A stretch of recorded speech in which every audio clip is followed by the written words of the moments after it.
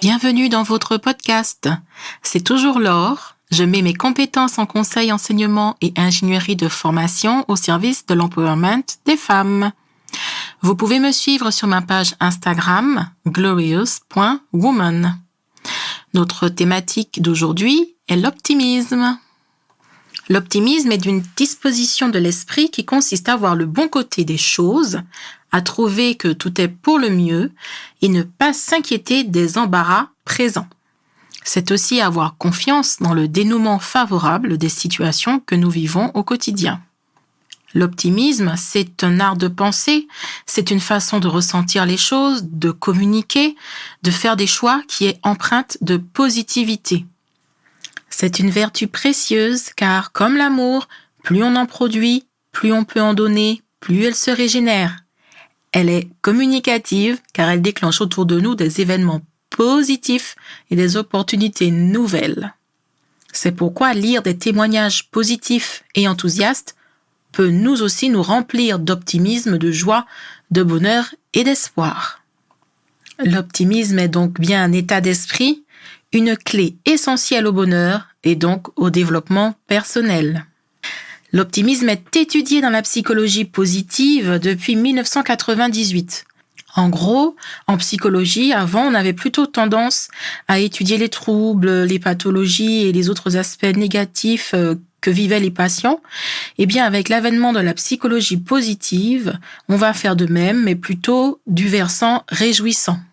Toujours dans le domaine de la recherche, mais cette fois-ci la recherche scientifique, l'optimisme est une prédisposition génétique.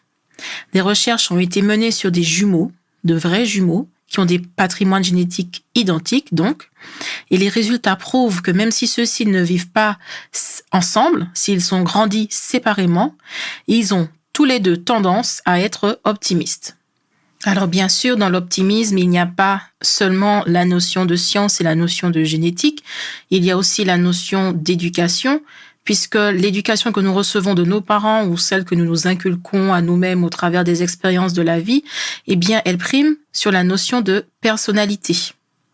Donc si vous êtes entouré de personnes optimistes ou si vous êtes éduqué de façon optimiste, il y a plus de chances qu'en étant adulte, vous soyez une personne positive. Et donc, les mamans qui m'écoutent, vous savez ce qu'il vous reste à faire. Enfin, pour être optimiste, il faut une certaine dose de volonté. Étant donné que c'est un processus, il n'est donc ni facile, ni prédit d'avance. C'est pourquoi il faut s'investir personnellement un minimum. Je vous renvoie au podcast sur la volonté.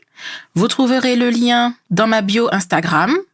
Vous pourrez réécouter gratuitement tous les podcasts depuis le début du mois de décembre.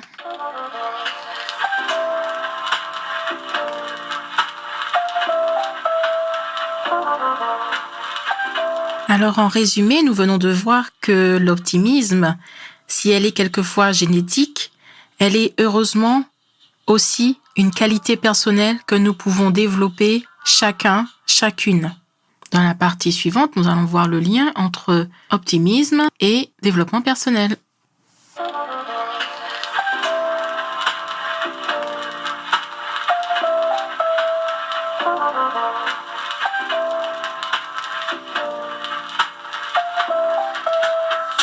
Eh bien, pourquoi l'optimisme a-t-il une place aussi importante dans le développement personnel ? C'est bien parce qu'il protège des effets néfastes, des émotions négatives. Les recherches scientifiques nous prouvent que les personnes qui ressentent moins de stress sont de meilleure humeur et ont un système immunitaire beaucoup plus performant. Ils guérissent par ailleurs beaucoup plus vite que les autres. Une attitude positive nous donne plus d'énergie pour atteindre nos objectifs, c'est indéniable. Nous sommes plus performants, ce qui va favoriser le succès.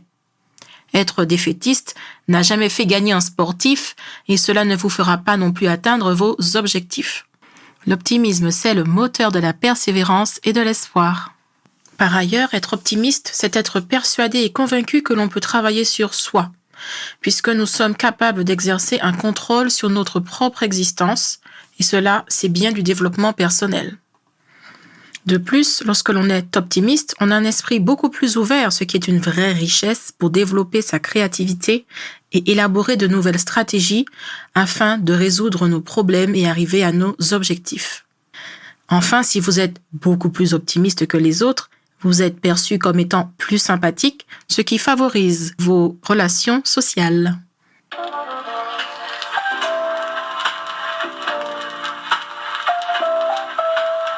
Et bien maintenant, comme à l'accoutumée, en dernière partie de podcast, je vais vous proposer quelques solutions, quelques exercices qui vont vous permettre de développer votre optimisme.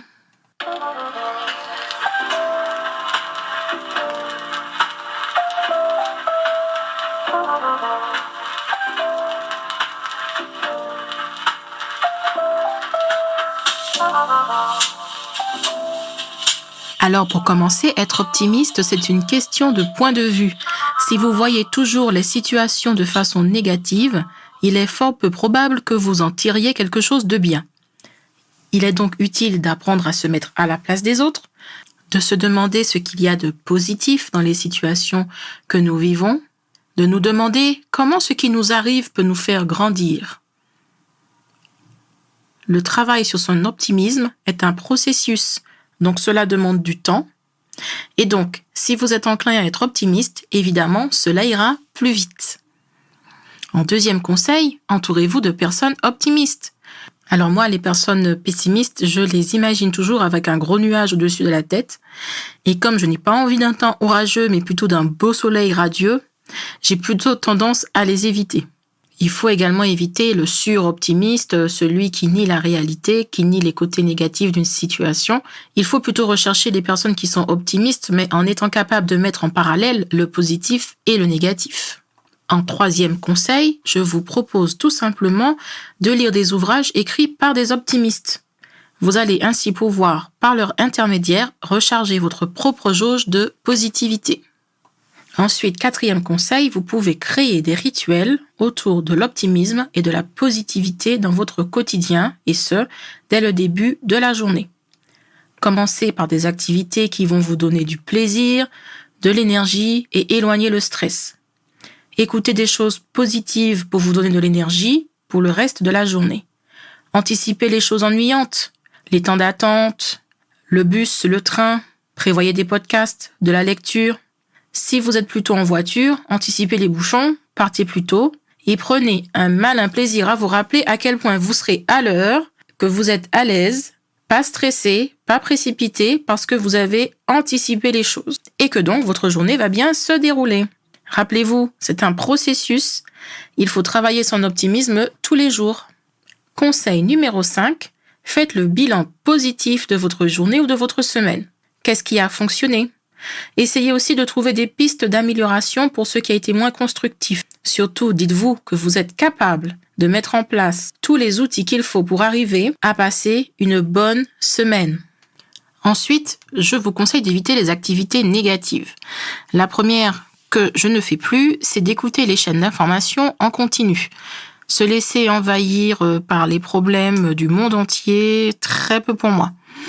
C'est pas qu'il ne faille pas écouter ou écouter les autres lorsqu'ils sont en difficulté, mais vous devez savoir lorsque vous êtes en capacité, est-ce que vous avez les épaules pour encaisser tout ça. Nous n'avons pas tous ni l'étoffe ni l'information de psychologues ou de psychiatres, et d'ailleurs même eux, en leur qualité d'humains, ont le droit de faire preuve de fragilité. Alors mon 7e conseil, c'est de repérer vos pensées négatives afin de les analyser et au besoin de les déconstruire si elles sont basées sur des croyances ou simplement l'influence de personnes négatives ou vous-même. Je vous conseille de bien méditer les instants de bonheur. L'imagerie cérébrale prouve que la méditation de l'instant et la méditation des sentiments positifs va influencer vos émotions. Avant-dernier conseil, fixez-vous des objectifs réalistes et motivants. Vous pourrez ainsi les dépasser et renforcer votre optimisme. 10e et dernier conseil, faites des exercices de visualisation. Lorsque vous préparez un événement, préparez-le de façon positive. Imaginez-vous tout mettre en œuvre afin que cela se passe le mieux possible dans la réalité. C'est du conditionnement mental et émotionnel, mais c'est vrai, cela peut fonctionner, à plus forte raison si vous avez appliqué les 9 premiers conseils. C'était Laure. J'espère que vous avez apprécié ce podcast sur le thème de l'optimisme. Vous pouvez me retrouver sur ma page Instagram glorious.woman. Je vous donne rendez-vous demain pour un nouveau podcast de l'Avent.